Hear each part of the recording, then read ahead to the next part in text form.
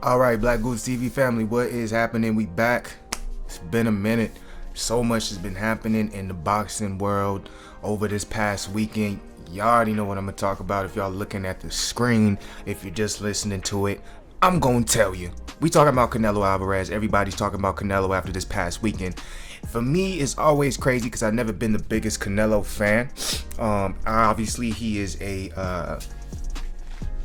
he's a doctor, you know what I'm saying? He's a scientist. The way he moves, the way he puts his combinations together, the power that he possesses, the fact that he's been able to move up multiple weight classes is very impressive. Only other person really done it the way he's done it, where they keep the power moving up from a smaller weight class, is Manny. That's the only person really I can think of. So at the end of the day, no matter how you felt about the fight, no matter if you felt this way, you felt that way, you know what I'm saying, you can't change the results. So you do got to give him the respect. He does deserve it, in my opinion. Y'all can see it right here. It says, "Stop being a hater. Canelo was a pound for pound." Now, that's not my words. That's BoxingNews24.com. I always shout out to Boxing News 24. That's where I always get my motherfucking boxing news from. I go to other places too, but it's my main source. They always on point with it.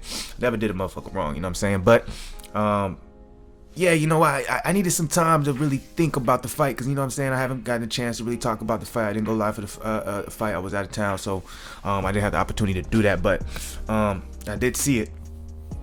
It was an interesting fight to me. In my opinion, I did have Kovalev up when he ended up getting knocked down.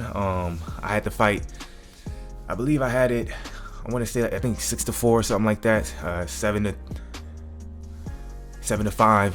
Because he got knocked out in 11. So yeah, I had a 6-4 Kovalev at that point, and then he got knocked out, I should say.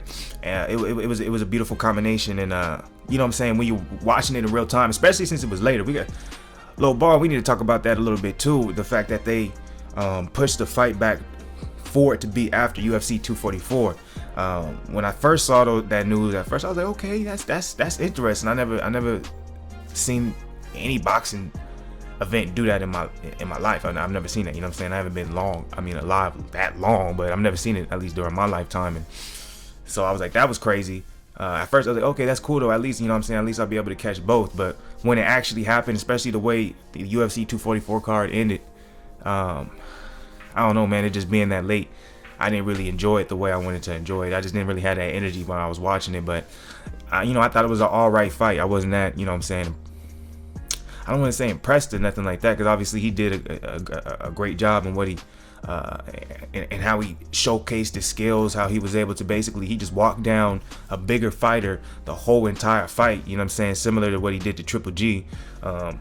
It was interesting to me too that Kovalev, I don't think he threw very many, you know what I'm saying, power punches. To me, it all kind of seemed all touchy, you know what I'm saying. He was just trying to keep his range at all times. So he was just basically trying to survive most of the fight, you know what I'm saying. His jabs look good, but I didn't see too much power punches from his side thrown, in my opinion. But at the end of the day, you know what I'm saying, Canelo is great, and this is the argument that I feel like a lot of people should be talking about, which is you know what I'm saying, Canelo should be pound for pound, because as of now they got Lomachenko as number 1, and then under Lomachenko they have Terrence Crawford, and then they got Canelo as number 3. But I think after this, I think he does deserve to be bound for pound, in my opinion, you know what I'm saying. I don't even know I don't even think, me personally, I don't think Lomachenko should even be number 1, me personally, but that's how they got it, so we'll see. I think that always comes down to also I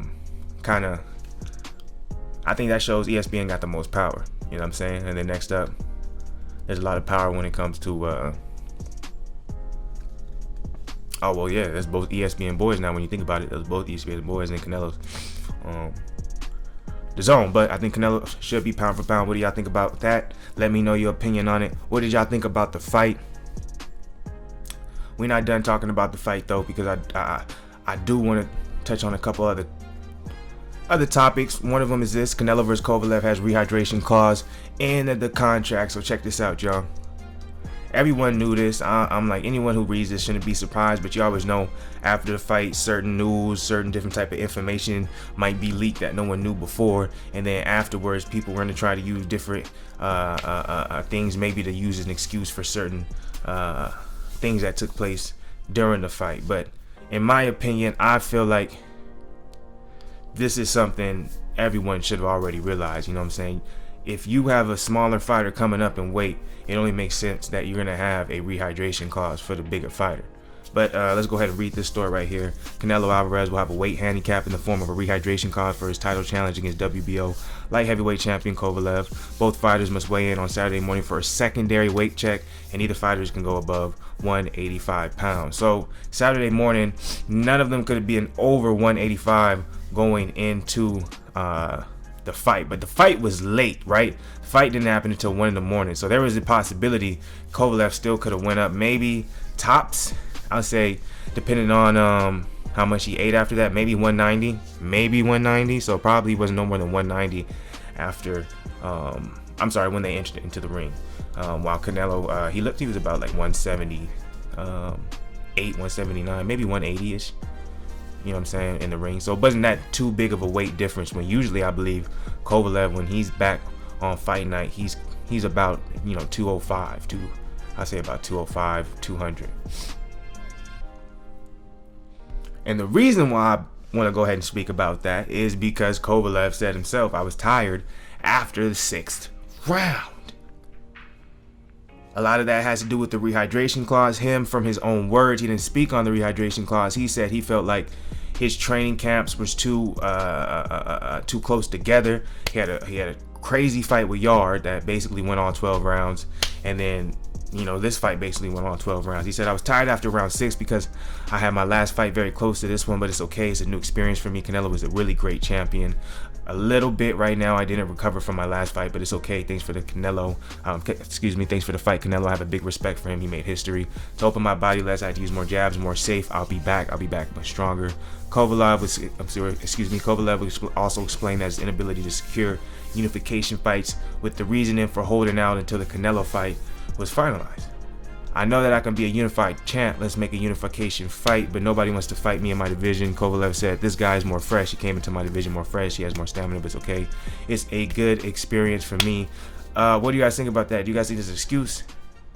Or do you think this is legit? I personally think it's legit. I do think those fights were too, like, if you saw that war he had with Yard, he shouldn't have fought as soon as he did, but he decided to.